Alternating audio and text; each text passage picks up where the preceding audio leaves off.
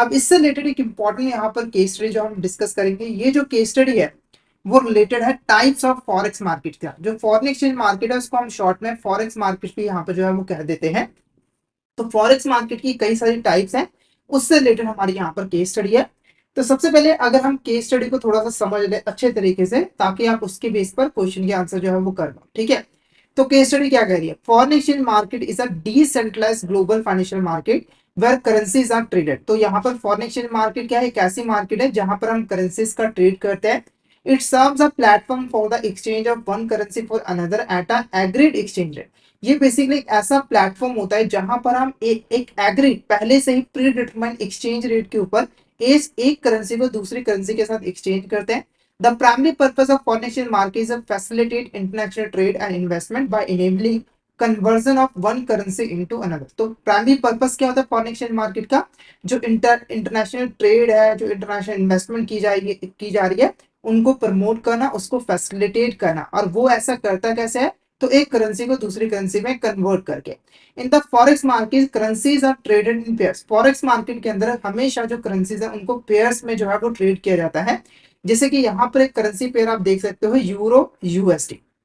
इस currency pair के अंदर एक हमारी होती है बेस करेंसी और एक हमारी होती है कोड करेंसी। जो पहली करेंसी होती है वो बेस करेंसी होती है। बेस करेंसी वो करेंसी होती है जिसको आप खरीदना चाहते हो, बाई करना चाहते हो। और कोड करेंसी वो करेंसी होती है जिसको आप बेच कर बेस करेंसी को खरीदोगे। सिंपली यहाँ पर इस कोड करेंसी के अंदर क्या रिप्रेजेंट कर रहा है? अगर मैं यहाँ पर लिखूं euro USD is equal to 1, इसका मतलब क्या हुआ कि अगर आपको 1 यूरो खरीदना है तो आपको 1 यूएसडी जो है वो पे जो है वो करना पड़ेगा, ठीक है। अब देखो, जो हमारा फॉरेन एक्सचेंज मार्केट है वो बेसिकली एक्सचेंज रेट को जो है वो डिटरमाइन करने का काम करता है। वो कैसे करता है? तो जो सप्लाई एंड डिमांड डायनामिक्स होते हैं, यानी कि किसी करेंसी की सप्लाई कितनी है, किसी करेंसी की डिमांड कितनी है, उसके बेस पर जो है वो एक्सचेंज रेट डिटरमाइन जो है वो करता है, ठीक है, ताकि करेंसीज को आपस में एक्सचेंज जो है वो किया जा सके। अब हमारी जो फॉरेन एक्सचेंज मार्केट होती है वो काफी ज्यादा डायनेमिक मार्केट होती है। डायनेमिक का मतलब है कि इसमें बहुत ज्यादा यहाँ पर फ्लक्चुएशन आती है। जैसे आप देख सकते हो कि हर एक सेकंड के अंदर जो करेंसीज की जो वैल्यूज है वो चेंज होती रहती है। तो ये मार्केट काफी ज्यादा डायनामिक होती है।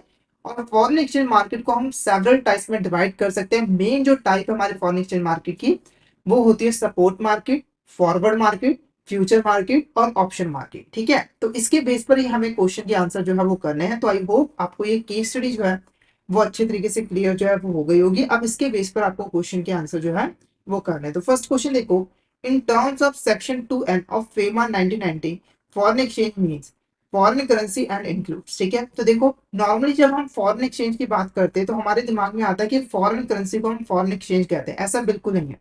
एक प्रॉपर यहाँ पर डेफिनेशन जो है वो दी गई है फेमा एक्ट के अंदर सेक्शन 2 के अंदर।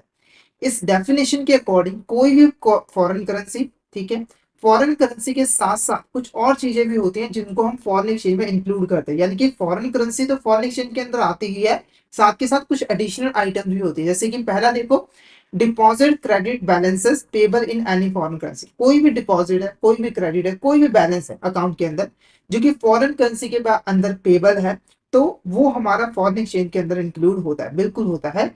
Draft, traveller cheque, letter of credit और बिल ऑफ एक्सचेंज एक्सप्रेस्ड और drawn in Indian currency but payable in foreign currency. कोई भी ड्राफ्ट बनाया गया है, कोई भी ट्रैवलर चेक है जिसको बनाया तो इंडियन करेंसी में गया है पर उसकी जो पेमेंट है वो फॉरेन करेंसी में की जाएगी, तो ये भी हमारा फॉरेन एक्सचेंज होता है। उसके बाद draft, traveller cheque, letter of credit और bill of exchange drawn by banks, institution, person outside India but payable in Indian currency. अगर कोई ड्राफ्ट है, कोई ट्रैवलर चेक है, कोई लेटर ऑफ क्रेडिट है जिसको इंडिया से बाहर जो है वो ड्रॉ किया गया है, बनाया गया है, पर वो पेबल है इंडियन करेंसी के अंदर, तो ये भी हमारा फॉरेन एक्सचेंज के अंदर आएगा। तो all of the office correct answer. यानी कि अगर हम सेक्शन 2 की बात करें तो फॉरेन करेंसी प्लस ये सारे जो आइटम्स हैं उन सभी को एक साथ हम फॉरेन एक्सचेंज जो है वो कहते हैं। तो आई होप आपको ये जो क्वेश्चन है वो अच्छे तरीके से क्लियर हो गया होगा। नेक्स्ट क्वेश्चन की अगर हम बात करें, नेक्स्ट क्वेश्चन की बात करें, in the support market currencies are bought and sold for immediate delivery at the current market price, transactions are settled with, ठीक है। तो देखो, सपोर्ट मार्केट हमारी फाइनेंशियल फॉरेन एक्सचेंज मार्केट की ही टाइप होती है जिसके अंदर इमीडिएटली बेसिस पे करेंसीज को खरीदा और बेचा जाता है। यानी कि आपने जैसे ही कोई ट्रांजेक्शन शुरू की तो उसे हम इमीडिएटली जो है वो सेटल जो है वो कर देते हैं। और किस प्राइस पे, करंट मार्केट प्राइस पे, जो भी प्राइस यहाँ पे चल रहा होता है। जो जितनी भी ट्रांजेक्शन है स्पॉट मार्केट के अंदर वो कितने दिन में सेटल जो है वो होनी चाहिए, उसका टाइम पीरियड यहाँ पर कितना होता है।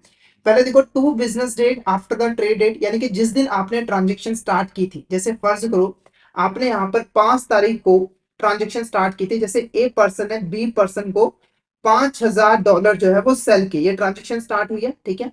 तो इसके कितने दिन के अंदर अंदर में ट्रांजेक्शन सेटल हो जानी चाहिए अगर ये स्पॉट मार्केट में हो रही है। तो 2 business days after the trade date, या फिर 5 बिजनेस डेज, 7 बिजनेस डेज, या फिर 9 बिजनेस डेज। तो क्या होगा करेक्ट आंसर, फटाफट से चैट बॉक्स में बता दीजिए इसका करेक्ट आंसर आपको क्या लग रहा है। क्या होगा इसका करेक्ट आंसर, कितने दिनों में यहाँ पर ट्रांजेक्शन को सेटल करना जरूरी होता है। तो इसका जो करेक्ट आंसर रहेगा वो रहेगा ऑप्शन है, यानी कि जैसे ही आपने ट्रेड को स्टार्ट किया तो उसके बाद 2 दिन के अंदर अंदर में आपको ट्रांजेक्शन को सेटल करना जरूरी हो जाता है, ठीक है। तो 5,000 हमारे यहाँ पर, तो जैसे यहाँ पर 5 तारीख है हमारी, तो 5 तारीख के बाद 6 और 7 तारीख तक आपकी जो ट्रांजेक्शन है वो सेटल हो जानी चाहिए। अब ये जो 2 दिन है वो हमारे बिजनेस वर्किंग डे, ऐसा नहीं है कि इसमें आपने हॉलीडे इंक्लूड कर लिया, ऐसा बिल्कुल नहीं है। तो ऑप्शन ए हमारा यहाँ पर क्या होगा करेक्ट आंसर जो है वो रहेगा, option A is the correct answer. Next question देखो, dash market involves contract to buy और sell currencies at a future date at a predetermined exchange rate.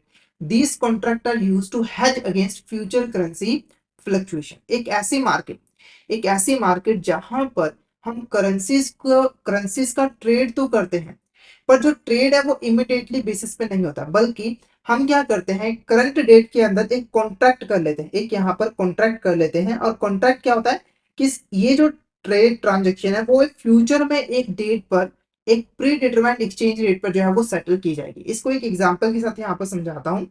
तो जैसे मान के चलो ए और बी पर्सन थे, ठीक है। तो ए पर्सन ने बी पर्सन के साथ कॉन्ट्रैक्ट कर दिया कि मैं आपको 3 महीनों के बाद 5,000 USD जो है 81 रुपए के रेट पर सेल करूंगा, यानी कि जो एक्सचेंज रेट होगा वो क्या होगा USD/INR is equal to 81 rupees, यानी कि आपको $1 के बदले में मुझे 81 रुपीज यहाँ पर पे जो है वो करने पड़ेंगे। और बी ने यहाँ पर कॉन्ट्रैक्ट कर लिया। तो ये जो ट्रांजेक्शन है ये किस मार्केट के अंदर जो है वो अकर होती है। तो आप देख रहे हो यहाँ पर जो कॉन्ट्रैक्ट है वो आज के डेट में कर लिया गया है, पर जो ट्रांजेक्शन को सेटल किया जाएगा वो एक फ्यूचर डेट पे किया जाएगा और एक प्री डिटरमाइंड एक्सचेंज रेट पे जो है वो किया जाएगा। यानी कि अगर हमने 81 रुपीज फिक्स कर लिया है तो 81 रुपीज पे ही ट्रांजेक्शन को सेटल किया जाएगा, चाहे उस समय रेट जो भी चल रहा हो। इसे हम सपोर्ट मार्केट कहते हैं, इसे हम फॉरवर्ड मार्केट कहते हैं, या फिर इसे हम फ्यूचर मार्केट कहते हैं, या फिर ऑप्शन मार्केट। तो क्या होगा इसका करेक्ट आंसर, फटाफट से चैट बॉक्स में बता दीजिए इसका करेक्ट आंसर आपको क्या लग रहा है। क्या होगा इसका करेक्ट आंसर, फटाफट से चैट बॉक्स में बताइए। इसे हम स्पॉट मार्केट कहेंगे, फॉरवर्ड मार्केट कहेंगे, फ्यूचर मार्केट कहेंगे, या फिर ऑप्शन मार्केट कहेंगे।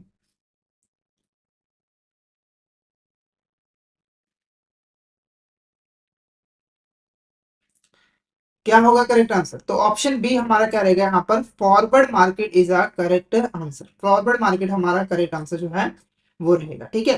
देखो फ्यूचर मार्केट भी, जो फ्यूचर मार्केट होते हैं वहां पर भी जो ट्रांजेक्शन है वो फॉरवर्ड मार्केट के जैसे ही परफॉर्म किए जाते हैं। पर फ्यूचर मार्केट का डिफरेंस यहाँ पर क्या है, फ्यूचर मार्केट के अंदर जितने भी कॉन्ट्रैक्ट्स होते हैं वो स्टैंडर्डाइज्ड होते हैं, यानी कि प्रॉपर रूल्स एंड रेगुलेशन के अकॉर्डिंग जो है वो फॉलो किए जाते हैं। नेक्स्ट क्वेश्चन हमारे इसी के साथ रिलेटेड है। क्वेश्चन देखो क्या है, in which segment of the foreign exchange market involves standardized contract to buy or sell currencies at a future date, unlike forward contract these contracts are traded on organized exchange। ठीक है, तो ऐसा कौन सा यहाँ पर फॉरेन एक्सचेंज मार्केट का segment है या फिर टाइप है जहां पर हम स्टैंडर्डाइज कॉन्ट्रैक्ट जो है वो करते हैं करेंसीज को बाय और सेल करने के लिए फ्यूचर डेट पे। यानी कि हम यहाँ पर कॉन्ट्रैक्ट क्या कर रहे हैं, आज के डेट में कर रहे हैं कि हम एक फ्यूचर डेट पर जो है ट्रांजेक्शन को सेटल करेंगे, ठीक है। और ये जो ट्रांजेक्शन है वो बेसिकली एक ऑर्गेनाइज एक्सचेंज के अंदर प्रॉपर रूल्स एंड रेगुलेशन को फॉलो करके परफॉर्म जो है वो किए जाते हैं। इसे हम सपोर्ट मार्केट कहते हैं, फॉरवर्ड मार्केट कहते हैं, फ्यूचर मार्केट कहते हैं, या फिर ऑप्शन मार्केट कहते हैं। तो फटाफट से यहाँ पर इसका करेक्ट आंसर बता दीजिए, इसका करेक्ट आंसर क्या होगा, क्या होगा इसका करेक्ट आंसर। तो इसका जो करेक्ट आंसर है वो है option B, forward market is the correct answer. Forward market हमारा करेक्ट, सॉरी फ्यूचर मार्केट हमारे यहाँ पर करेक्ट आंसर जो है वो रहेगा। देखो फॉरवर्ड मार्केट और फ्यूचर मार्केट में इन दोनों में डिफरेंस क्या है, तो डिफरेंट है सिर्फ और सिर्फ ट्रेड करने का तरीका क्या है। देखो फॉरवर्ड मार्केट के अंदर ज्यादा स्टैंडर्डाइज कॉन्ट्रैक्ट नहीं होते हैं, जो इंडिविजुअल्स होते हैं वो आपस में बैठ के टर्म एंड कंडीशन फिक्स कर देते हैं। पर फ्यूचर मार्केट के अंदर जितने भी कॉन्ट्रैक्ट होते हैं वो स्टैंडर्डाइज होते हैं, ठीक है। रूल्स एंड रेगुलेशन पहले से ही यहाँ पे डिटरमाइन होते हैं, क्राइटेरिया पहले से ही फिक्स होता है, और इसे हमें एक ऑर्गेनाइज एक्सचेंज में जाकर ट्रेड जो है वो करना पड़ता है। तो ऑप्शन सी फ्यूचर मार्केट हमारे यहाँ पर करेक्ट आंसर जो है वो रहेगा। नेक्स्ट क्वेश्चन देखो हमारा, the option market involves contract that give the holder the right but not obligation to buy or sell a currency at a specified price on a specified future date. Which of these contracts are not traded on option market? देखो, option market एक ऐसी market होती है जहां पर ऐसे contract जो है वो किए जाते हैं जिसके अंदर जो होल्डर होता है उसे एक राइट दिया जाता है कि वो यहाँ पर किसी भी करेंसी को बाय और सेल कर सकता है एक स्पेसिफाइड प्राइस पे एक फ्यूचर डेट के अंदर।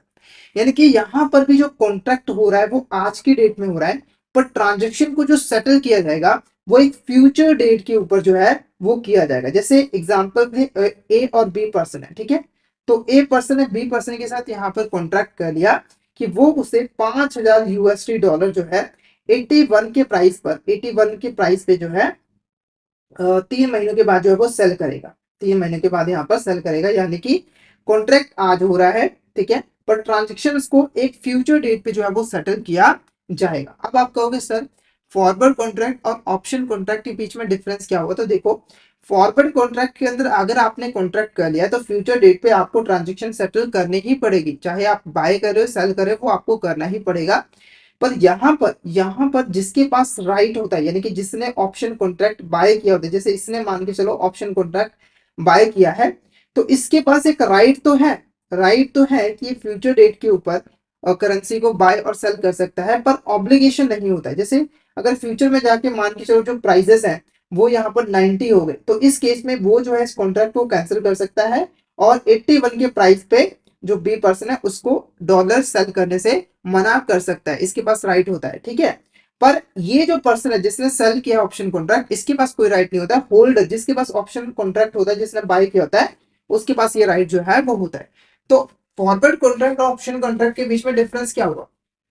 फॉरवर्ड कॉन्ट्रैक्ट के अंदर फ्यूचर डेट के ऊपर आपने ट्रांजेक्शन को सेटल करना है, वो आपकी ऑब्लिगेशन है, वो आपको करना पड़ेगा। ऑप्शन कॉन्ट्रैक्ट के अंदर आपके पास एक राइट होता है कि आप कर सकते हो, पर जरूरत पड़ने पे आप उसे कैंसिल भी कर सकते हो, वो ऑब्लिगेशन नहीं होती है, ठीक है। तो कौन से ऐसे कॉन्ट्रैक्ट है जो कि यहाँ पर ट्रेड नहीं किए जा सकते इस मार्केट के अंदर? पहला call option, put option, future option या फिर नन ऑफ द अबव। तो इसका option C future option correct answer रहेगा। कॉल और पुट ऑप्शन ये दो इंपॉर्टेंट टाइप होते हैं। देखो, कॉल ऑप्शन के अंदर जो हमारा होल्डर होता है ऑप्शन कॉन्ट्रैक्ट का, जिसने ऑप्शन कॉन्ट्रैक्ट बाय किया होता है, ठीक है, उसके पास एक राइट होता है, उसके पास एक राइट होता है कि वो एक पर्टिकुलर प्राइस के ऊपर फ्यूचर डेट के ऊपर करेंसीज को बाय कर सकता है। करेंसीज को क्या कर सकता है? यहाँ पर बाय कर सकता है। जैसे ए और बी पर्सन थे, तो ए ने यहाँ पर ऑप्शन कॉन्ट्रैक्ट बाय किया हुआ है और इसने बी को कहा हुआ है कि मैं आपसे 5,000 यूएसडी डॉलर जो है वो 3 महीनों के बाद 81 रुपीज पर बाय करूंगा। तो ये जो ऑप्शन है ये हमारा कॉल ऑप्शन कहलाता है। उसके बाद है पुट ऑप्शन। पुट ऑप्शन क्या होता है? इसके अंदर जो हमारा होल्डर होता है, इसके अंदर जो हमारा होल्डर होता है ऑप्शन कॉन्ट्रैक्ट का, उसके पास राइट होता है कि वो यहाँ पर सेल कर सकता है, यानी कि वो फॉरेन करेंसी को फ्यूचर डेट के ऊपर सेल कर सकता है। जैसे ए पर्सन ने यहाँ पर कॉन्ट्रैक्ट किया है कि वो बी पर्सन को 5,000 यूएसडी जो है 81 प्राइस पे सेल करेगा, तो ये जो ऑप्शन है वो कहलाता है हमारा पुट ऑप्शन। कौन सा ऑप्शन कहलाता है? हमारा पुट ऑप्शन। फ्यूचर ऑप्शन कोई होता नहीं है, तो हमारा correct answer option C future option is the correct answer. ये जो कॉन्ट्रैक्ट है वो ऑप्शन मार्केट में ट्रेड नहीं होते, ठीक है। नेक्स्ट बात करते हैं, which of these the function of foreign exchange market? इसमें से कौन सा हमारे यहाँ पर फंक्शन होता है फॉरेन एक्सचेंज मार्केट का? पहला क्या है? Facilitate currency conversion. ये ना करेंसी कन्वर्जन को फैसिलिटेट करता है। कहने का मतलब क्या है कि एक करेंसी को दूसरे करेंसी में कन्वर्ट करता है, जिससे जो इंटरनेशनल ट्रांजेक्शन होती हैं वो जो है वो सेटल हो पाती हैं। उसके बाद determine exchange rate. Exchange rate को भी डिटरमाइन जो है वो करता है। कैसे करता है? तो जो करेंसी की सप्लाई एंड डिमांड है उसके बेस पे एक्सचेंज रेट जो है वो डिटरमाइन करता है, और इसी एक्सचेंज रेट के ऊपर करेंसी को कन्वर्ट जो है वो किया जाता है। हेजिंग अगेंस्ट करेंसी रिस्क, ठीक है, तो करेंसी रिस्क के अगेंस्ट हेजिंग करना। देखो, जब हम यहाँ पर क्या करते हैं इंटरनेशनल ट्रांजेक्शन करते हैं, तो जो हमारे फॉरेन एक्सचेंज रेट होता है उसके अंदर काफी फ्लक्चुएशन आते रहते हैं। जैसे कि अभी मान के चलो जो एक्सचेंज रेट चल रहा है यूएसडी और आईएनआर का, वो चल रहा है यहाँ पर 80, हो सकता है ये बढ़ के 90 हो जाए, जिससे जो इंडियन इम्पोर्टर है उसको लॉस हो जाए, क्योंकि अब उसे ज्यादा यहाँ पर पेमेंट करने की जरूरत है। तो ये जो रिस्क होता है, ये जो फ्लक्चुएशन का रिस्क होता है, उसको हेज करने के लिए भी हम फॉरेन एक्सचेंज मार्केट का यूज करते हैं। जैसे कि हम फॉरवर्ड कॉन्ट्रैक्ट कर सकते हैं, हम यहाँ पर फ्यूचर कॉन्ट्रैक्ट जो है वो कर सकते हैं। नेक्स्ट है गवर्नमेंट रिजर्व मैनेजमेंट। जो गवर्नमेंट रिजर्व होते हैं उनको जो है वो मैनेज करते हैं। कहने का मतलब क्या है कि हमारी जो सेंट्रल बैंक है वो अपने पास फॉरेन एक्सचेंज मार्केट के द्वारा जो फॉरेन एक्सचेंज है उसको अपने पास रिजर्व करके जो है वो रखती है, उसकी सेल परचेज जो है वो परफॉर्म करती है।